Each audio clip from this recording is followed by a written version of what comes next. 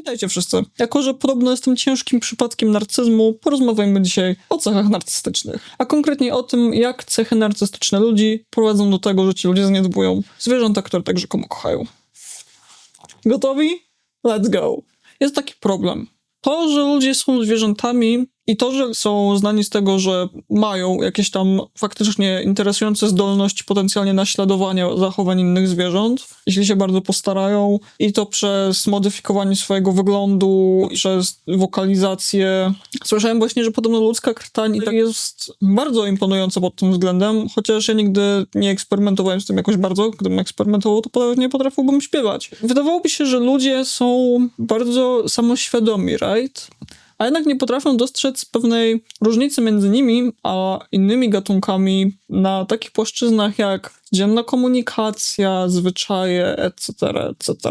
Człowiek dogada się z innym człowiekiem, a zauważcie, że również nie zawsze. To wcale nie jest takie rzadkie, że znajomości nie wypalają, bo po prostu osoby naturalnie się komunikują trochę inaczej. Wiecie, komunikacja to nie są tylko słowa. To jest mowa ciała, to jest fakt, że każdy myśli trochę inaczej, już niektórzy widzą świat inaczej. Niektórzy mają ograniczone zdolności ekspresji tego i nie mają własne sposoby. Więc kiedy czasami ludzie muszą zdecydować, że okej, my się nie dogadujemy, nie jesteśmy w stanie znaleźć wspólnego języka, jeśli ludzie muszą być w stanie to zaakceptować i podjąć decyzję o nie wchodzeniu sobie w drogę, to dlaczego ten gatunek jest tak mało samoświadomy, kiedy w grę wchodzą inne gatunki zwierząt? Ilekrotnie próbuje się ludziom, którzy trzymają stadne zwierzęta bez innych zwierząt tego samego gatunku. Za każdym razem, kiedy masz nadzieję, że te osoby po wysłuchaniu, jakie są fakty naukowe, argumentów przeciw, opartych na nauce, opartych na wiedzy na temat tych zwierząt, że te osoby zdadzą sobie sprawę, że okej, popełniam błąd, ale ja chcę dobrze dla mojego zwierzaka. Naprawię to jak najszybciej. Albo znajdę im nowy dom, jeśli nie jestem w stanie zapewnić im towarzyszy ich gatunku, albo zapewnię im towarzysza ich gatunku. Dziękuję, że mnie wyedukowałeś. Co prawda w erze, kiedy każdy z nas ma komputer z dostępem do internetu w ręce przez większość naszego czasu, właśnie się wałtowałem jak ktoś ciężko uzależniony od telefonu. To jest trochę słabe wytłumaczenie. A jednak zazwyczaj, kiedy próbujesz komuś takiemu miło, kulturalnie podając źródła, wyjaśnić, w czym leży problem, nagle widzisz falę. Ach nie, co ty, bzdury gadasz, zazwyczaj właśnie agresywnie. Bzdury gadasz, po prostu musisz dostatecznie dużo czasu spędzać z tym zwierzęciem. Jako przykład gołębia. Musisz dostatecznie czasu spędzać z tym zwierzęciem i się starać, ale to w takim razie znaczy, że ty spędzasz z tym gołębiem 24/7, ty śpisz z nim w jednej klatce, ty układasz mu pióra, ty znalazłeś sposób, jak jakimś cudem mowę tego zwierzęcia być w stanie ekspresjonować na swoim ciele, które nie jest ciałem gołębia. Nauczyłeś się wokalizacji tego zwierzęcia, kontekstów, tego jak działają wraz z mową ciała? Nie? Ciekawe dlaczego. Może dlatego, że nie jesteś gołębiem i nigdy nie będziesz gołębiem. To samo ze świnkami morskimi. To samo jest z innymi ptakami. I to jest zawsze bardzo frustrujące, bo jest pewien typ osób, które biorą zwierzęta pod opiekę nie po to, żeby mieć zwierzęta pod opieką, tylko po to, żeby mieć, nazwijmy rzecz po imieniu, emocjonalnego niewolnika, który będzie wyrażał miłość wobec tej osoby, przywiązanie i tak dalej. Większość osób nie powie wam, że ma pod opieką zwierzęta, tylko że zwierzęta do nich należą. Już na to narzekałem zresztą. Dzisiejsze wideo jest rozwinięciem tego tematu dalszym. Ludzie chcą być pępkiem świata dla tego zwierzęcia i większość z nich zdaje się nie myśleć w kategoriach takich, to nie jest w porządku. Bo jeśli ty kochasz zwierzęta, którymi się zajmujesz, to będziesz akceptować to, że niekoniecznie będziesz centrum ich uwagi. Niekoniecznie będziesz ich ulubionym osobnikiem na świecie. Bo tak jak ja to rozumiem, jeśli ty kochasz swoje zwierzę, to jesteś gotowy na jakieś poświęcenia, tak? Jesteś gotowy na to, żeby z tym zwierzęciem mieć relację, jeśli to jest wykonalne, albo mieć jakieś poświęcenia. Poświęceniem jest przystosowanie pokoju dla ptaków. Poświęceniem jest na przykład właśnie fakt, że akceptujesz, że ptaki, które masz pod opieką, niekoniecznie będą chciały mieć z tobą dużo wspólnego. Człowiek nigdy nie zastąpi innemu zwierzęciu towarzysza tego samego gatunku. Mówisz, że musisz spędzać dużo czasu ze swoją świnką morską. Co to dla ciebie znaczy dużo czasu? To zazwyczaj to są osoby, które albo chodzą do szkoły, albo pracują. To już jest 6 do 8 godzin czasu mniej. Dodajmy do tego sen, dodajmy obowiązki domowe, dodajmy własne życie społeczne. Ile doby zostaje ci na to, żeby siedzieć z tą świnką morską? Zwierzęciem, które do tego ma cykl dobowy, który nie jest taki jak twój, bo świnki morskie mają przeplatający się okres aktywności snu przez całą dobę. Co to znaczy, że spędzasz dużo czasu ze świnką morską? Jak spędzasz ten czas? Czy ty jako człowiek byłbyś szczęśliwy, gdybyś całe swoje życie mógł spędzić wyłącznie w towarzystwie zwierzęcia innego gatunku? Okej, dużo osób w tym momencie odpowie wam, że tak. Tylko że takie osoby nie wiedzą, co to jest izolacja. A ja jako ktoś, kto spędził bardzo dużo czasu w izolacji od innych przedstawicieli swojego gatunku, że to się tak wyrażę, powiem wam, że to jest życie, które, jeśli nie dostaniesz depresji, która sprawi, że dni zaczną ci się blurować w jedno, to masz ochotę umrzeć. I nie uwierzę, żeby tendencje samobójcze były czymś, co jest w stanie wygenerować tylko mózg gatunku Homo sapiens. Jakby bądźmy realistami. Człowiek nadal tylko zwierzę. Ludzie nie są ani w połowie tak wyjątkowi, jak im się wydaje. I gwarantuję wam, że większość z was by nie przetrwała takiej izolacji. Przypomnijmy sobie COVID. Przypomnijmy sobie pandemię covidową, oczywiście nie żeby COVID zniknął, ale chodzi mi o ten okres, kiedy właśnie ludzie byli zamykani w domach. Nie pamiętacie, jaka była afera w mediach, że ktoś po 2 miesiącach siedzenia w domu bez możliwości kontaktu bezpośredniego z innym człowiekiem szalał? I to używam tutaj słowa szalał w dosłownym tego znaczeniu. Dostawał problemów psychicznych, chorował, a te osoby nadal miały internet, te osoby nadal mogły przynajmniej wirtualnie porozumiewać się z przedstawicielami swojego gatunku. Zwierzęta stadne trzymane w waszych domach nie mają tej opcji. I ludzie będą się zastanawiać, dlaczego ptaki mają problemy behawioralne, kiedy nie mają towarzystwa ze strony innego ptaka. Ludzie się będą zastanawiać, dlaczego one będą się robiły agresywne wobec ludzi innych niż ten, którego sobie upatrzą jako swojego partnera, albo dlaczego będą przytępiały w pewnym momencie. To w przypadku ptaków, które nie mają dziobów, które są w stanie zrobić wam krzywdę, to jest mały problem. Ale papugi, w przypadku papug, gdzie problemem bardzo częstym jest to, że ludzie są tak zafiksowani, że papuga za wszelką cenę chciała nawiązywać więź z ludźmi. Często biorąc taką papugę od pisklęcia i robiąc coś, co nazywa się ręcznym odkarmieniem. Wiecie, kiedy ptaki dorastają, wykluwają się z jaja, dorastają, uczą się jak być ptakami od swoich rodziców. Uczą się mowy ciała, uczą się identyfikować ptaki jako przedstawiciela swojego gatunku. Uczą się nawiązywać relacje emocjonalne i komunikację. Tak jak ludzie z ludźmi.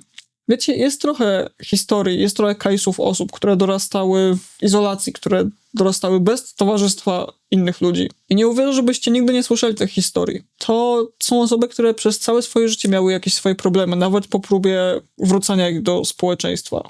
Ale ludzie potrafią totalnie olać ten krytyczny właśnie dla ptaków element rozwojowy i zacząć karmić je ręcznie tylko po to, żeby wbić im do głowy obraz człowieka jako swojego. I takie ptaki mają problemy psychiczne przez całe swoje życie. To są ptaki, które najczęściej potem wpadają w cykl bycia co chwilę rehome, co chwilę oddawanym z łap do łap, bo się robią agresywne, bo potrafią atakować ludzi w domu, ludzi przychodzących do domu. Takie, które się samo okaleczają. Cały czas mówię o papugach, by the way. Ja potencjalnie najwięcej, co jestem w stanie się wypowiedzieć, to właśnie na temat papug i gołębi, więc tak zaznaczę, że tak, zdaję sobie sprawę. Pozostało mi to kiedyś zarzucone, że unifikuję ptaki do jednej grupy. Nie. Ja po prostu ciągle zapominam, że ludzie nie czytają mi w głowie. Miałem etap, gdzie się dużo edukowałem o papugach, bo chciałem mieć papugi. Ta edukacja doprowadziła do tego, że stwierdziłem, że nie jestem dostatecznie odpowiedzialny, nie jestem w stanie zapewnić papugom warunków, więc papug nie miałem. To jest proste, ale ludzie nie robią tego researchu, albo go olewają. Za wszelką cenę chcą mieć słodkiego, gadającego pupilka, a kończą ze zwierzęciem, które się samo okalecza, atakuje i powoduje, że muszą mieć szwy, więc trafia do innych łap i jest to samo. Tak, to, że papuga jest odchowana przez papuzich rodziców nie gwarantuje, że ona nie będzie miała problemów behawioralnych, ale bardzo zmniejsza to ryzyko. Ale dlaczego ludzie to robią? Dlaczego ludzie wybierają opcję karmienia ręcznego? Żeby te ptaki wybierały ludzi jako swoich towarzyszy. Bo papuga, która wie jak być papugą, która wie, że jest papugą, może nie być zainteresowana wami wcale. Może nie chcieć bawić się z wami w peekaboo, nie chcieć dostawać buziaczków. Ona może wybierać inne ptaki ze swojego stada, które powinna mieć. Właśnie inna sprawa. Takie ptaki, które są ręcznie odchowywane i nie dorastają w ogóle wśród innych ptaków, czasami są przypadkami beznadziejnymi i totalnie nie da się ich socjalizować z innymi ptakami. Ale to nie znaczy, że one są szczęśliwe przy ludziach. Tylko że jeśli kochasz swoją papugę, jeśli lubisz ptaki, które masz pod opieką, to powinieneś cieszyć się widząc, jak one są szczęśliwe. Co znaczy powinieneś wiedzieć, że potrzebują dużo miejsca do latania. Powinieneś wiedzieć, że patrzenie, jak są w stanie swoje naturalne zachowania ekspresować, komunikację i tak dalej, to powinno sprawiać satysfakcję. Powinieneś cieszyć się widząc, że mają zdrowe pióra, że nie są osowiałe, nie mają stanów depresyjnych. Jeśli nie jesteś gotowy do tego, żeby zwierzę, które bierzesz pod opiekę, było zwierzęciem, które jesteś w stanie wyłącznie obserwować, bo dużo czynników może powodować coś takiego, to zwyczajnie nie jesteś odpowiednią osobą do opieki nad tym zwierzęciem. Kropka. Wybierz mrówki albo coś. Chociaż z mrówkami też nie wejdziesz w interakcję, więc whatever. Gołębie. Tak, gołębie są słodkie. Gołębie nie mogą zrobić wam krzywdy. Gołębie się świetnie przywiązują do ludzi. Ale powiedz mi, co ten gołąb robi, kiedy ty jesteś w pracy, w szkole, śpisz, etc. Ja miałem pod opieką gołębie w życiu. Miałem sytuację, gdzie potrafiłem właśnie znaleźć jakiegoś ptaka, który był osłabiony i przetrzymać go jakiś czas w domu w ogromnym psim kanelu, tam podkarmić i tak dalej i wypuścić. Pamiętam, pierwsza gołębica, którą miałem pod opieką w taki sposób, nazwałem ją Maja. Jak ją znalazłem, nie była w stanie latać i ledwo chodziła. Jak wróciła do stada, chyba coś 1,5 tygodnia później, to była już silną gołębicą. Ona nie była szczęśliwa przez to 1,5 tygodnia ze mną. Spędziłem bardzo dużo czasu na forach, które skupiały się właśnie na temat prawidłowej opieki, behawiorze gołębi. I tak, gołębie trzymane pojedyncze świetnie asymilują do ludzi, ale ty nadal nie jesteś gołębiem. Powiedz mi, czy wiesz, co twój ptak robi przez te większość doby, kiedy nie jesteś w stanie poświęcać mu czasu? Z dużą szansą pewnie tylko siedzi osowiały w kącie. Najgorsze, co jeszcze ludzie potrafią zrobić w takiej sytuacji, to dać ptaku lusterko. Ja nawet nie będę zaczynał tego tematu. Jeśli was to interesuje, jesteście w stanie znaleźć bardzo dużo zasobów, które wam tłumaczą, dlaczego samotnym ptakom nie daje się luster. A nie w ogóle dlaczego większości ptaków lepiej nie dawać luster. Point jest, nie jesteś gołębiem, nie układasz temu gołębiowi piór, nie komunikujesz się jego językiem, nie zastąpisz mu drugiego gołębia. Ludzie muszą przestać mylić to, że jakieś zwierzę do nich lgnie z desperacji, bo nie ma innej opcji, bo dosłownie jesteście jedynym innym stworzeniem, z którym to zwierzę jest w stanie się porozumiewać. Musicie przestać mylić to z tym, że ono was kocha. Nie, ono jest zdesperowane. I to jest obrzydliwe, bo ci ludzie będą wam wymyślali masę argumentów, dlaczego to, co robią, jest innym case'em, bo ta świnka morska, ten szczur, ten gołąb, ten cokolwiek jest wyjątkiem, on ma problemy generalnie, on nie lubi innych zwierzaków. My próbowaliśmy mu znaleźć towarzysza. Zazwyczaj to jest gówno, prawda? A te rzadkie przypadki, kiedy faktycznie ktoś próbował i były problemy, bo tak to też się czasami zdarza.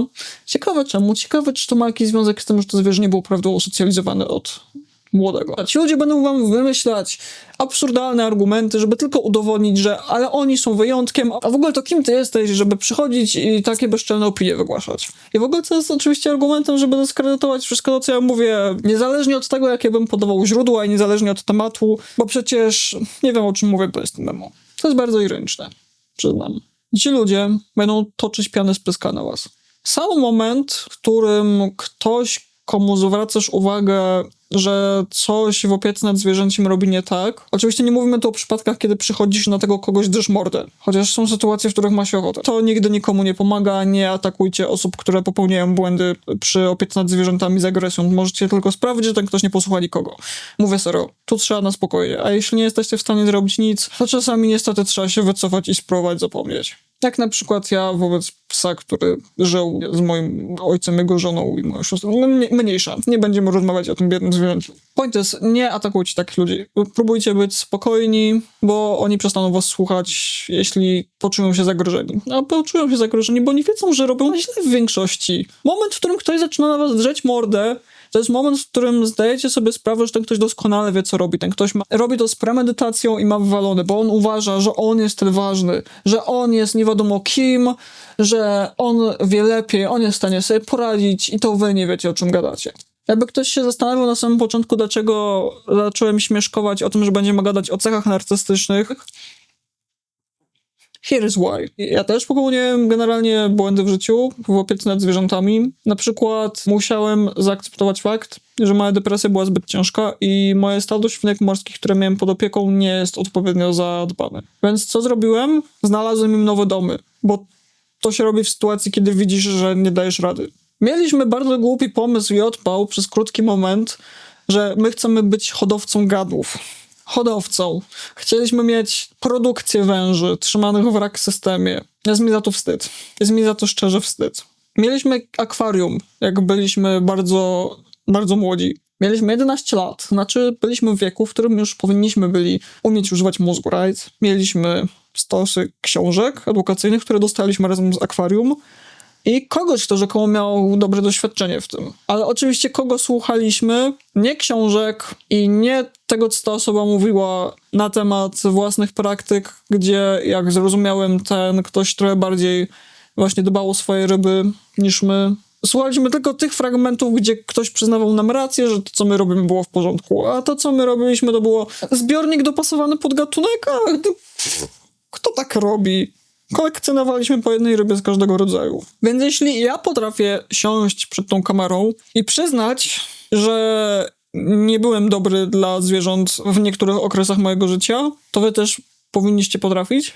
Schowajcie dumę do kieszeni, co? Po prostu. Schowajcie dumę do kieszeni. Nikt nie jest perfekcyjny i każdy popełnia w życiu błędy, ale kiedy ktoś próbuje ci pomóc, kiedy ktoś wyciąga do ciebie rękę, żeby uświadomić ci, co możesz robić lepiej, to najlepszą rzeczą, najbardziej epic rzeczą, jaką możecie wtedy zrobić, to i przyznać, okej, chyba masz rację. I zaakceptować fakt, że zwierzęta są żywymi istotami. One nie są zabawkami. One nie muszą cię kochać. One nie są ci winne nic. A wracając jeszcze do świnek morskich trzymanych w samotności. Jak już wspomniałem, miałem statko 8 świnek morskich at some point, 8 chłopców, ale na samym początku ja miałem pojedynczą świnkę morską i był taki moment, gdzie miałem 2 samotne świnki morskie.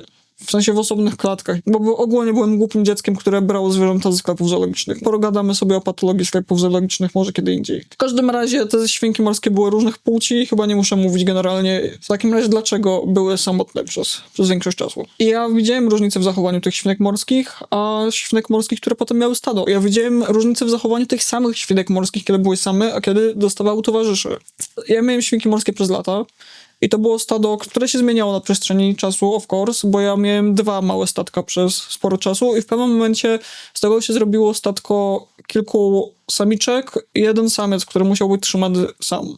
No, of course, powinien był znaleźć mu inny dom, ale grupa, która uchodziła za dobrze edukacyjną, stwierdziła, że jeśli on będzie w stanie móc się przez kraty z nimi porozumiewać, to tam pół biedy. Więc był setup z wielką klatką dla tych samiczek, klatką dla niego, która była mała, ale miał olbrzymi wybieg. To nie była szczęśliwa świnka morska. Z tego co wiem, świnki morskie, które nie są odpowiednio socjalizowane z innymi świnkami morskimi, czy które za długo są same, potrafią faktycznie zrobić się aspołeczne i nie być w stanie się dogadywać bezpośrednio, robią się agresywne i czasami jedyne co można zrobić to stado przez kraty, ale takie zwierzaki czasami też są nieszczęśliwe i tutaj dochodzimy do kolejnego punktu mojego wywodu, który nie spodoba się wielu osobom, mianowicie jeśli widzisz, że twój zwierzak, czego nie zrobisz, bo ma problemy z głową i tutaj odchodzę teraz od kwestii obwiniania. Orientujesz się, że na skutek popełnionych jakichś błędów albo po prostu tego, że zwierzak ma problemy, bo to też się zdarza samoistnie czasami. Zwierzak cierpi psychicznie, fizycznie, skupmy się na psychicznym cierpieniu i robisz co możesz, żeby spróbować mu pomóc, rozwiązać problem, ale to nie działa i ty widzisz, że ten zwierzak się męczy, to co robi odpowiedzialna osoba w takiej sytuacji, to nie jest skazywanie tego zwierzęcia na nie wiadomo ile lat życia w takim stanie. You know what I mean, right?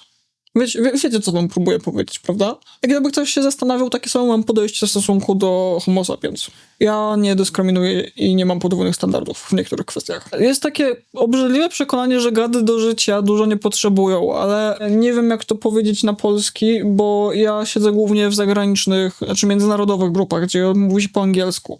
Powtarza się tam, że surviving is not thriving. Nie wiem, jak to by było, że przetrwanie, przeżycie w jakichś warunkach nie oznacza, że to są dla ciebie optymalne warunki, w których żyjesz dobrze, w których jesteś szczęśliwy. Jest dużo osób, które ulega propagandzie hodowców, którzy próbują używać ekstremalnie przydawnionej, nieaktualnej wiedzy po to, żeby usprawiedliwiać swoje skrajnie nieetyczne praktyki produkcji zwierząt, jak największej ilości, jak najładniejszych. Ich zdrowie, ich dobrobyt, chrzanić. To już jest odpowiedzialność tego, kto je kupi, albo niczyja, bo będą całe życie ze mną, aż nie przestaną znosić jaj, jak małe fabryki. I potem ci hodowcy mówią to samo ludziom, którzy kupują te zwierzęta. Wiecie, co oni próbują tym zrobić?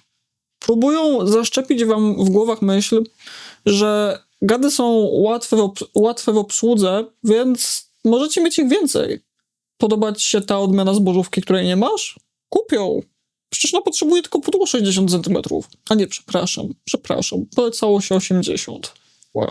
Tej wysokości pudła, przecież zbożówka nie potrzebuje wysokości. Ja miałem trochę do czynienia ze środowiskiem terrorystycznym i to nie było dobre doświadczenie, tak z perspektywy czasu, ale się nasłuchałem bardzo dużo, jak to wygląda od wewnątrz. Ci ludzie próbują wcisnąć wam jak największą ilość zwierząt, bo produkują ich od cholery i chcą, żeby na te zwierzęta był zbyt. Tu nie chodzi o ich dobrobyt.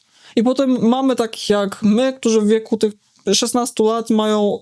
Ile ja miałem najwięcej węży naraz? To jeszcze nie osiągnęło żadnych jakichś chorych liczb, bo było chyba tylko 5. 5 węży naraz w jednym domu. Nie, po prostu nie. I to nie były moje jedyne zwierzaki. No miałem też pająki, skorpiony i w ogóle. Oni nie chcą, żebyście kupowali zwierzęta po to, żeby się nimi zajmować. Oni chcą, żebyście kupowali zwierzęta, żeby dać im kasę. Więc jeśli działa sprzedanie wam konceptu, że możecie zbudować chrzanioną komodę,